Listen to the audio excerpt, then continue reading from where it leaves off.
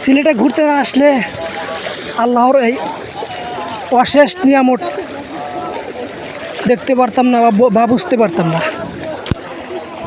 এটা হচ্ছে ইন্ডিয়ার লাস্ট বর্ডার।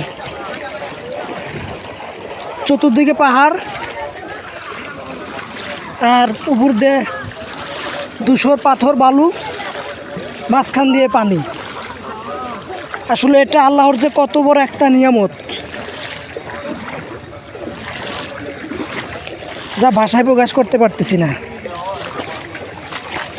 এই ধাউ ধাউ রোদ, বালু, এর ভিতর দিয়ে পানি প্রবাহ করতেছে। এই পানিটা আসলে ঝর্ণা থেকে আসতেছে, অর্থাৎ পাহাড় থেকে গড়িয়ে গড়িয়ে পড়ে আসতেছে। এবার আমরা সে ঝর্ণার স্থানে যাব। শুধু পাথর আর পাথর।